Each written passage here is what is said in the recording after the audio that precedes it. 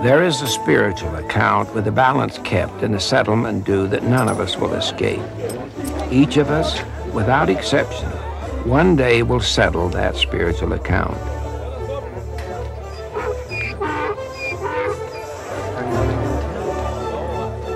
We will that day face a judgment for our doings in mortal life and face a foreclosure of sorts.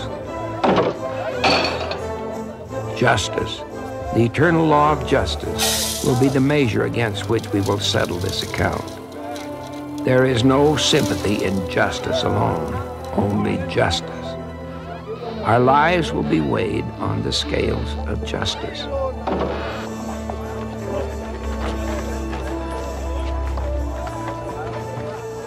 There once was a man who wanted something very much. It seemed more important than anything else in his life. In order for him to have his desire, he incurred a great debt. He had been warned about going into that much debt, and particularly about his creditor. Just meet the terms of the contract. I expect nothing more, nothing less. But it seemed so important for him to do what he wanted to do and to have what he wanted right now. He was sure he could pay for it later.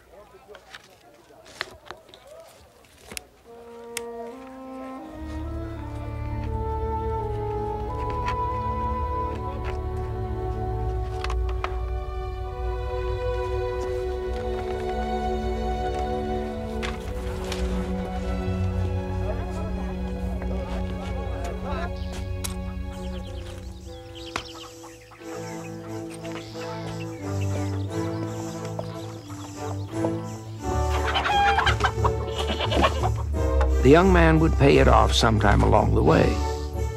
He didn't worry too much about it, for the due date seemed such a long time away.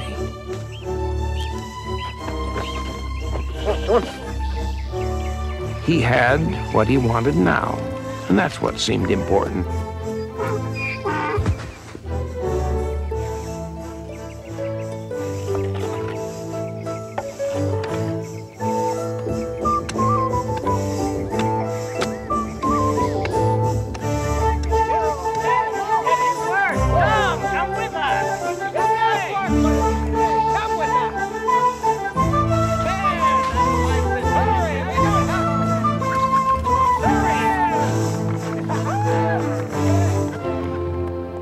Though he tried to shut the debt out of his thoughts, the creditor was always somewhere in the back of his mind. The debtor made token payments now and again, thinking somehow the day of reckoning would never come.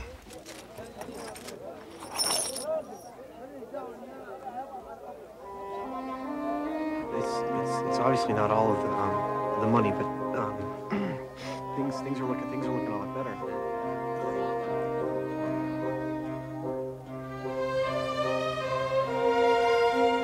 But, as it always does, the day came and the contract fell due. The debt had not been fully paid, and his creditor demanded payment in full. I cannot pay you. I have not the power to do so. And I shall exercise the contract, seize your possessions, and you shall find yourself in prison. You agreed to that. It was your choice.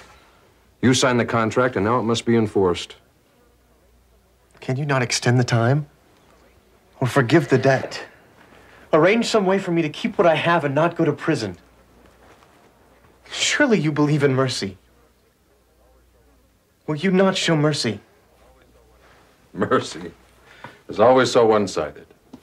It would serve only you. If I show you mercy, it will leave me unpaid. It is justice I demand. Do you believe in justice? I believed in justice when I signed the contract. it was on my side then, I thought it would protect me. I did not need mercy then, nor did I think I would ever. Justice, I thought, would serve both of us equally well. It is justice that demands that you pay the contract or suffer the penalty. You agreed to it, and that is the way it must be. Mercy cannot rob justice. There they were, one meting out justice, the other pleading for mercy. Neither could prevail except at the expense of the other. If you do not forgive the debt, there will be no mercy. If I do forgive the debt, there'll be no justice.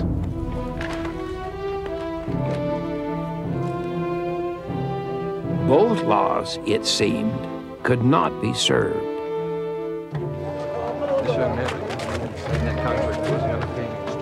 There are two eternal ideals that appear to contradict one another.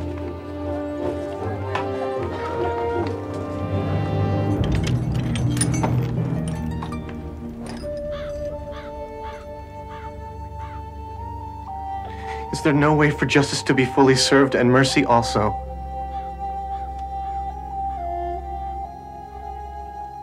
There is a way. The law of justice can be fully satisfied and mercy can be fully extended, but it requires another.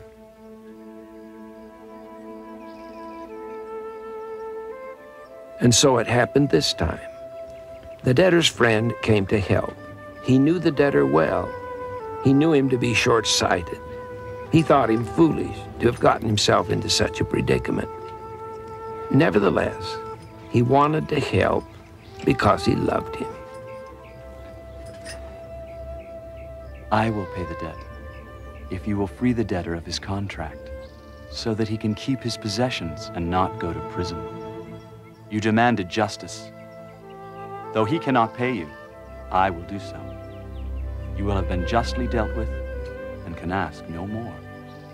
It would not be just.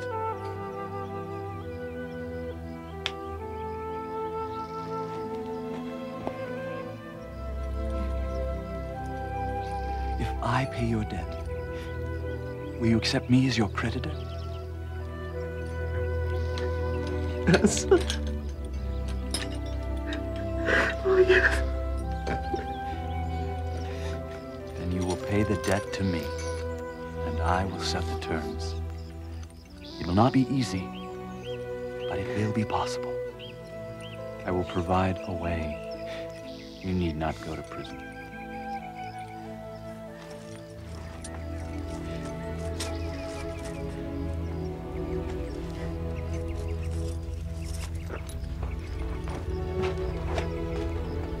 And so it was that the creditor was paid in full. He had been justly dealt with.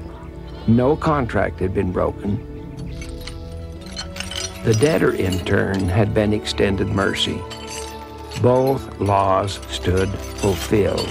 Because there was a mediator, justice had claimed its full share, and mercy was fully satisfied. Each of us lives on a kind of spiritual credit. One day the account will be closed and a settlement demanded. However casually we may view it now, when that day comes and the foreclosure is imminent, we will look around in restless agony for someone, anyone, to help us. And by eternal law, mercy cannot be extended, save there is one who is both willing and able to assume our debt, pay the price, and arrange the terms for our redemption. Unless there is a mediator, unless we have a friend, the full weight of justice, untempered, unsympathetic, must fall upon us.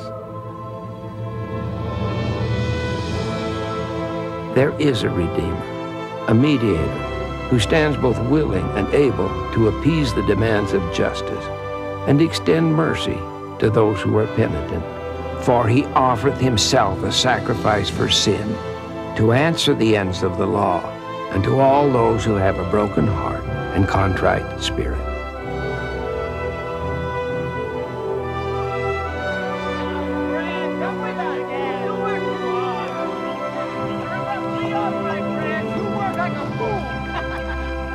and unto none else can the ends of the law be answered.